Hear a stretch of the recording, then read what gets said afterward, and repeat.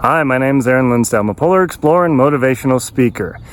Is it worth it to stay in shape, keep working out, and stay on a regular regimen, not only for your health, but ability to enjoy locations like this? Let's talk about that a bit.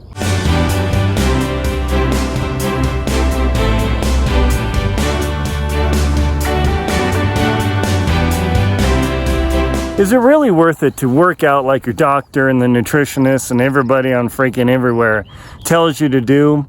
Well, let's explore that a little bit. Right now I'm living on the coast, so I live at sea level. Code for, I'm so close to the ocean that I think it takes me 32 seconds to walk to the beach. I'm very blessed to be able to do that. However, that doesn't give me very good altitude ability like here, where I'm at, let's see, how high am I? 7,800 feet, something like that, well above a mile and a half. Now, I work out quite a bit. Normally, what I'll do during the week is I try and run at least 30 miles a week, and that means I'm going probably an hour running every day, or every day except for maybe Sunday, and go to church or something, and I try and run for an hour, which equates to 5.5 or 6 miles, depending on how I'm doing. And sometimes I just literally have too much to do, too much work. And so I'm just slaving away for a ton of hours, pitching clients, preparing for presentations, making videos like this. Now, of course, it's so easy to just go crazy, sit at that desk and work out like, oh, no, I can work for another hour, no problem, and then sit and sit and sit. And what happens when you do that? Well, this thing, I don't know, yeah, that's right, that thing starts to get wider, and of course, that's not exactly, ooh, that's sexy. But one of the reasons I work out, sorry, I'm kind of blind here, I'm gonna have to put on my hat here, is, all right, oh, much better, good. So one of the reasons that I continuously work out, and I try and get 30 miles an hour, if things are going well, I'll push it up to almost 40 miles a week running, which means, of course, I go through very expensive running shoes in like 3 months, which is kind of a bummer, but I've got other videos to how I make my running shoes last up to 50% longer. Check the links below. But one of the reasons that I do that is, so when I come to locations like this, I'm in Jackson Hole right now, and I'm on the top of Snow King, and I've also got another link below to how to climb Snow King efficiently without getting lost, the best route that everybody uses.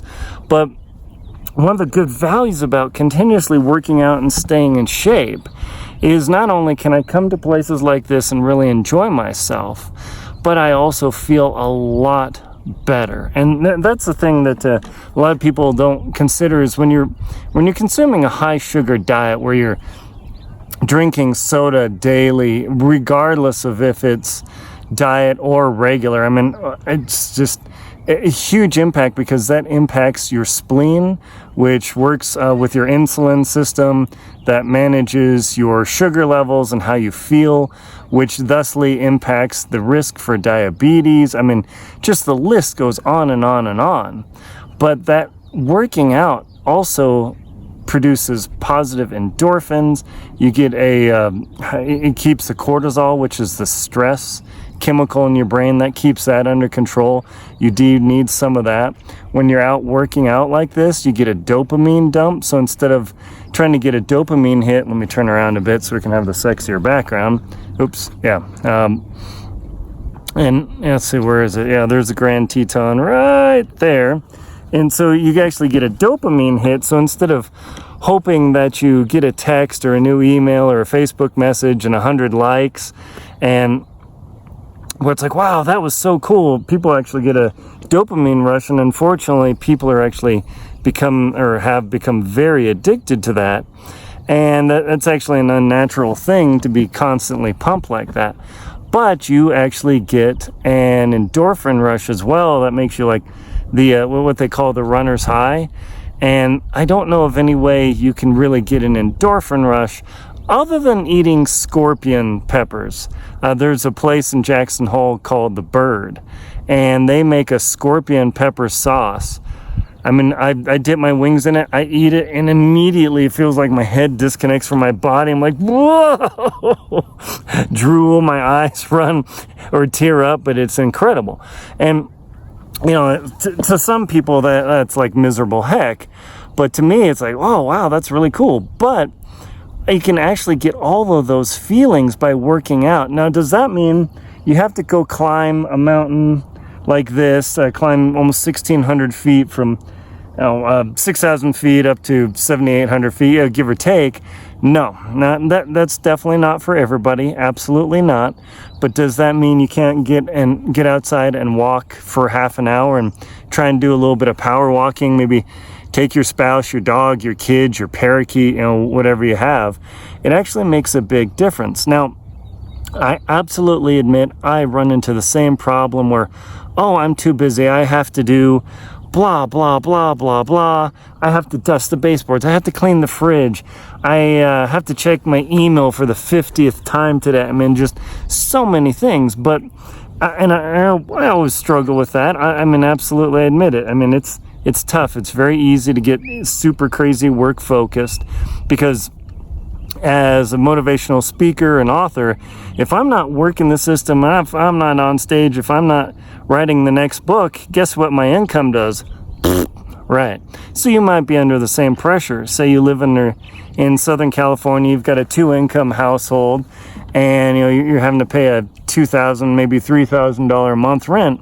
You guys are really having to crank it out. So there's a temptation. Oh, we gotta work more and more and more. And then you're so burned out, you watch TV and then you feel bad. And then, of course, you don't feel good enough to work out. So what do? Well, you feel worse. And then, oh, I really don't work out. Now, here's the warp thing. When you start working out, you're going to feel actually, I wouldn't say worse, but even less energetic initially. And that's one of the hard things about working out is like, man, I'm so wasted. I'm not doing that again. So one of the keys is you need to slowly ramp that up to get going. So, I mean, the whole concept of feeling better and working out, it actually takes a couple of weeks, especially if you've been very sedentary. Maybe you've got an executive job. Maybe you've got kids. I mean, I don't know. Or maybe you have a very physical job, like you're in construction or you work on telephone lines or whatever it might be, and then you're pretty much working out all day.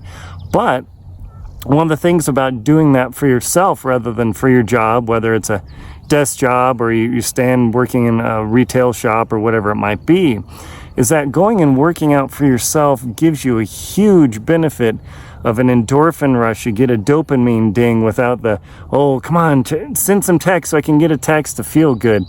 That's totally unnatural, but getting out and working out actually makes you feel way better, way happier. Because if you're having feelings of down in the dump, or like some people are talking now like, oh, this is the most unpatriotic time ever, it's really a function of perception, sadly enough. I mean, a couple of psychologists I know and talk about that, and I've seen that in Psychology Today, or was it popular? No, Psychology Today, subscribe to the magazine. Those things can really make you feel bad, and it's also a function of if you sit around, you drink sugary drinks, you eat highly processed food, all those things that are bad for you, and we know they're bad for you, and they taste good because that high fructose corn syrup and all those preservatives, and they make you feel good initially, but then, man, I'm always hungry, I'm always out of energy, I feel terrible, and I'm going to go to the doctor, and I feel depressed, and then I'm going to get, it just keeps going, here we go, and then I'm going to get on antidepressants. Well, did you know, and I've listened to a couple books on this now, that actually antidepressants, and I'm not a doctor, can actually permanently impact and affect your brain in a very negative way, causing cognitive abilities, emotional problems. I mean, it really spirals out of control. So you might be taking these antidepressants to feel better, at least neutralize the ups and downs, but you're actually potentially damaging your brain. There's actually a lot of research to show this. So one of the functions, people don't get out and work out and do all these things. Now, interestingly, if you look at people from, say, before 1950, How many overweight people do you see not in movies, because they only put beautiful people there, but just average pictures? Go surf around and see how many people who are struggling with weight problems are there. There simply aren't any, like hardly at all. When I was growing up, there's only the one poor kid who's truly, honestly overweight.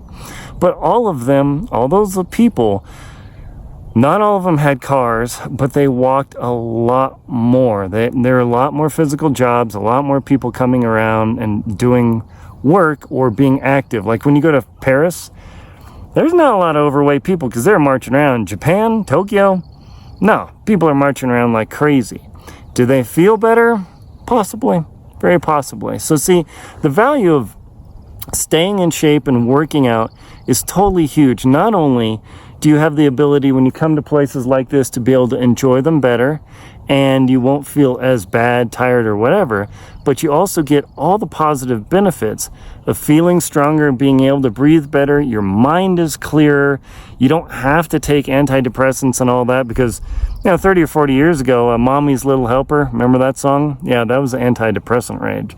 So all of those things can be completely eliminated if you work out and stay in shape. And it doesn't really take that much time. I mean, heck, download an audio book, go to your local library, hook into their Overdrive or Libby system, get audiobooks for free, and just listen to stuff that might educate or entertain you while you're working out. And you can totally change your life with that. So it is absolutely worth it to stay in shape and work out, because you might come to Jackson Hole one day, climb up Snow King in less than 40 minutes, and you'll be like, yeah, that was awesome. My name is Aaron Linsdau. I'm a polar explorer and motivational speaker. Please like and comment on my videos. Scroll to the bottom. Let me know how I'm doing. Also, if you wouldn't mind hitting the subscribe button, that helps me keep this channel going. Doesn't hurt you at all. Just hit subscribe and I would really appreciate it. Thank you very much. I hope this inspired you to maybe just get out, get a little blood flowing, and feel much better. Thank you very much for watching.